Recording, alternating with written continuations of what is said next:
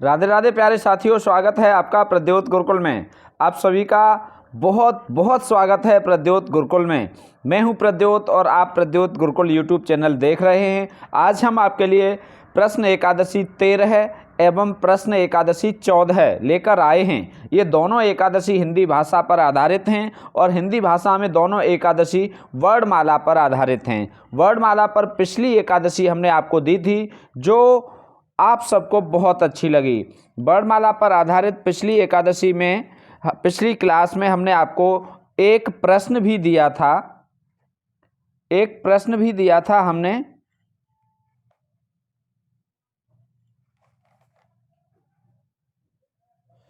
प्रश्न ये था, अच्छा एक एकादशी छूट गई है, हमारा ध्यान यहीं था। 12वीं एकादशी नहीं रही, बीच में नहीं है, चलो कोई बात नहीं। हम पिछली एकादशी में हमने आपको प्रश्न दिया था, बीमार या कमजोर आदमी द्वारा बोले गए अधिकांश स्वर होते हैं आदर्श स्वर, मान स्वर, मर्मर स्वर या ह्रस्व स्वर। तो इसमें कुछ विद्यार्थियों के सही उत्तर आए और कुछ के गलत भी आए। इसका सही उत्तर है मर्मर स्वर, सी विकल्प सही है। बीमार या कमजोर आदमी द्वारा बोले गए अधिकांश स्वर मर्मर स्वर होते हैं। चलिए, वर्णमाला पर आधारित ये अगली क्लास है, हिंदी वर्णमाला पर आधारित। आज आपको कुछ नया, कुछ बेहतर जरूर सीखने को मिलेगा। पहला प्रश्न देखते हैं। द्विस्पृष्ट हैं य, व, ढ़, र, ल, श, स। इनमें से द्विस्पृष्ट पूछे जा रहे हैं। किसे द्विस्पृष्ट कहा जाता है? तो पहले प्रश्न का बी विकल्प सही है। ये दोनों व्यंजन द्विस्पृष्ट हैं, ठीक है। अगला दूसरा प्रश्न, अयोगवाह हैं अ, आ, अंग और आ, अ और अह, अंग और अह।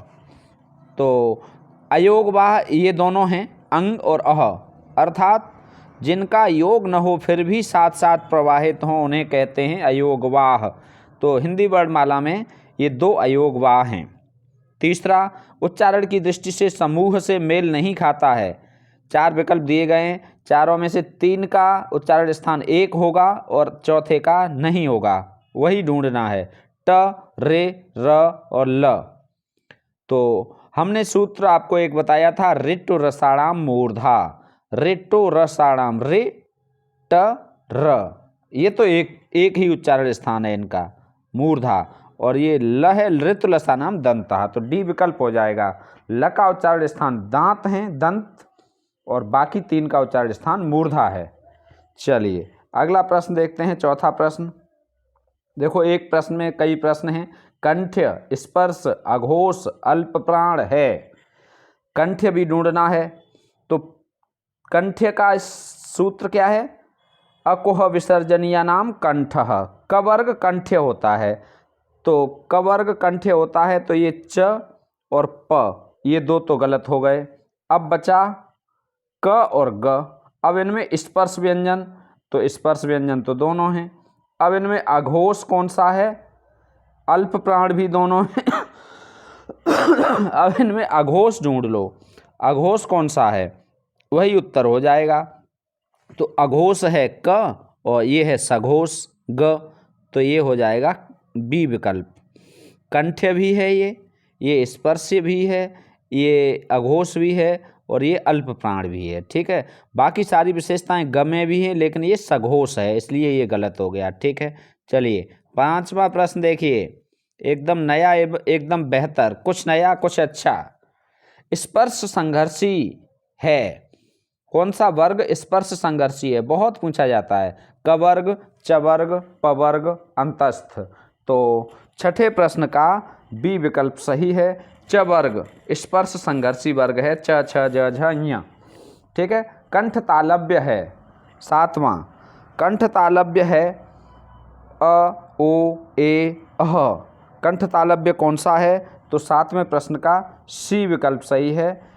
ए दयतो कंठ तालु, सूत्र क्या है? ए दयतो कंठ तालु, तो ए कंठ तालव्य है।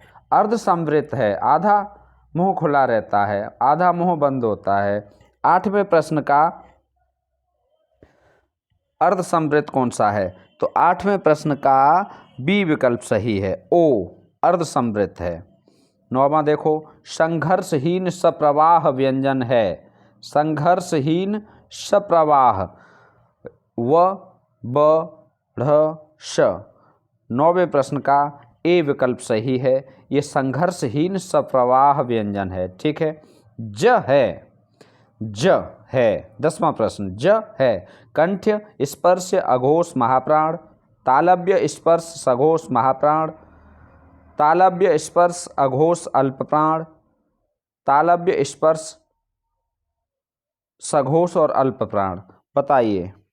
10वां प्रश्न सबसे पहले हम इसका उच्चारण स्थान देखेंगे तो इच ऐसा नाम तालु च वर्ग में है, तो इसका उच्चारण स्थान तालु है। तो कंठ्य वाला तो अपने आप गलत हो गया। अब इन तीनों में देखेंगे, यहाँ भी तालव्य है, यहाँ भी तालव्य है, यहाँ भी तालव्य है। अब देखेंगे स्पर्श, तो स्पर्श तो ये भी स्पर्श है, ये भी स्पर्श है, ये भी स्पर्श है, 2 गुण मिल गए। तीसरा गुण देखो, अघोष या सघोष क्या है? तो पहले 2 वर्ग अघोष होते हैं, बाद के 3 वर्ण सघोष होते हैं। तो ये अघोष तो है नहीं, तो ये गलत हो गया। अब ये 2 गलत हो गए। अब बी और डी में देखो, यहाँ भी सघोष है, यहाँ भी सघोष है। अब हम चौथे गुण को देखेंगे, मैच करेंगे। चौथी विशेषता क्या है? ज की महाप्राण है या अल्प प्राण है? तो ज अल्प प्राण है, तो डी सही हो गया, ये गलत हो गया। अल्प प्राण है। ठीक है, चलिए अल्प प्राण वर्ण हैं। 11वां प्रश्न, अल्प प्राण वर्ण हैं 13, 14, 30 या 33। तो 11वें प्रश्न का सी विकल्प सही है, 30 वर्ण अल्प प्राण हैं। ठीक है, प्रद्योत गुरुकुल एकादशी 14 देखिए। अब 12वीं एकादशी अगली एकादशी में जोड़ के हम आपको दे देंगे। बीच में वर्णमाला पर ही आधारित एक एकादशी छूट गई है, कोई बात नहीं। केवल नाद का उपयोग होता है, बताइए। घोष में, अघोष में, ऊष्म में और सभी में। बहुत अच्छा प्रश्न है ये, थोड़ा सा गंभीर प्रश्न है, गंभीर विद्यार्थी ही इसे हल कर पाएंगे। उत्तर दीजिए। घोष में, अघोष में कौन से में नाद का उपयोग होता है, कौन से वर्ण में? तो पहले प्रश्न का, इस एकादशी के पहले प्रश्न का ए विकल्प सही है, घोष में। ठीक है, पहले प्रश्न का ए विकल्प सही है, घोष में नाद का उपयोग होता है। ठीक है, और अघोष में श्वास का होता है। चलो अगला है दूसरा प्रश्न, सुर लहर के मुख्यतः कितने भेद हैं? ये एकदम नया प्रश्न है, इसका उत्तर आपको, हमें विश्वास है कि ये आपके लिए नया प्रश्न होगा। कुछ विद्यार्थियों को हो सकता है इसका उत्तर पता हो, तो कमेंट करिए। सुर लहर के भेद हैं, सुर लहर के कितने भेद हैं? 2, 3, 4 या 5? तो सुर लहर के 2 भेद होते हैं। कितने भेद होते हैं? 2। तो दूसरे प्रश्न का ए विकल्प सही हो जाएगा। ये 2 भेद कौन से होते हैं जान लीजिए, शब्द सुर लहर और वाक्य सुर लहर। शब्द सुर लहर, वाक्य सुर लहर। अब देखो तीसरा प्रश्न, अक्षर ध्वनि है, इनमें से अक्षर ध्वनि कौन सी है? तीसरा प्रश्न, श, ए, च, त। तो तीसरे प्रश्न का बी विकल्प सही है, ये अक्षर ध्वनि है, बाकी ये वर्ण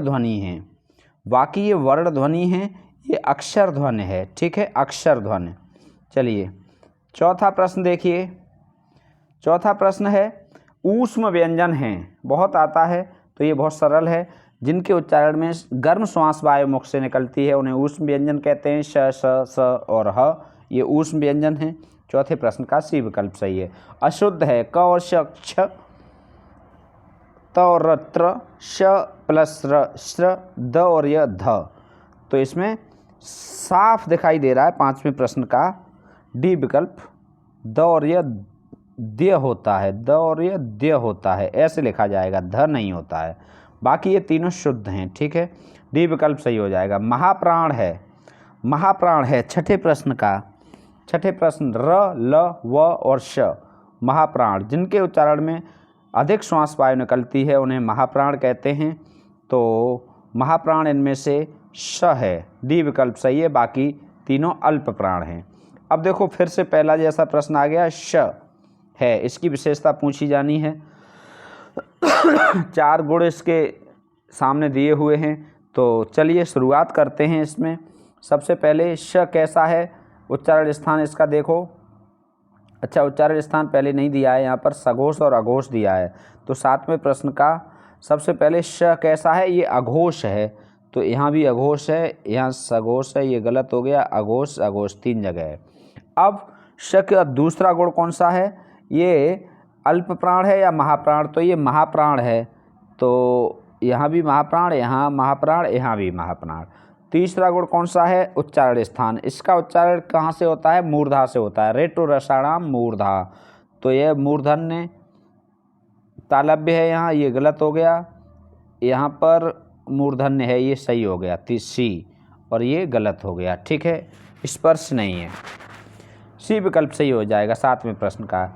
अगला देखो 8वां प्रश्न, दीर्घ पश्च समृत वर्तुल ओष्ठ्य है, एक बार में कितनी विशेषताएं पूछ ली, कौन सा स्वर ऐसा है, कौन से स्वर की ये विशेषता है कि वो दीर्घ भी है, पश्च भी है, समृत स्वर भी है, वर्तुल भी है और ओष्ठ्य भी है।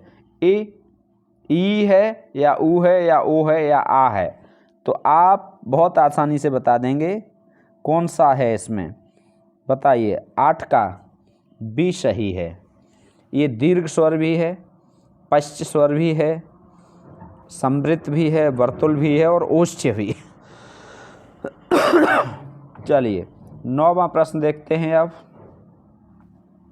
9वां प्रश्न, इनका प्रयोग शब्द के मध्य या अंत में होता है, बताओ कौन से अक्षर हैं जिनका प्रयोग शब्द के मध्य में या अंत में होता है, शुरुआत में नहीं होता है, तो ये हैं ड़ ढ, इनका प्रयोग शब्द के मध्य या अंत में होता है, ठीक है, शुरुआत में नहीं होता है। अगला है युग्मक ध्वनियों का उदाहरण है, 10वां प्रश्न, युग्मक ध्वनियाँ अक्षुंड, संबल, आप, दुःशासन, तो 10वें प्रश्न का ए विकल्प सही है, युग्मक, ठीक है, अक्षुंड ध्वनि युग्मक ध्वनि का उदाहरण है, ठीक है। अगला 11वां, भाषाविदों ने इसे मुख सुख की संज्ञा दी है, ये फिर आपके लिए एकदम नया प्रश्न है। और मुख सुख किसे कहा है भाषाविदों ने, बलाघात को, प्रयत्न लाघव को, संगम को, अनुतान को। इसका प्रश्न कमेंट बॉक्स में आप लिखिए और इसका प्रश्न हम अगली क्लास में आपको बताएंगे, जैसे कि इसका उत्तर हम अगली क्लास में बताएंगे, जैसे पिछले प्रश्न का उत्तर हमने आपको दिया था। इस प्रश्न का उत्तर आप अवश्य बताएं, कमेंट करके बताएं ये क्लास आपको कैसी लगी, इस क्लास का कंटेंट आपके लिए कितना उपयोगी है, ठीक है। तो आज के लिए हम इतना ही चर्चा करने आए हैं। क्लास से जुड़ने के लिए और क्लास को देखने के लिए बहुत बहुत धन्यवाद, बहुत बहुत धन्यवाद।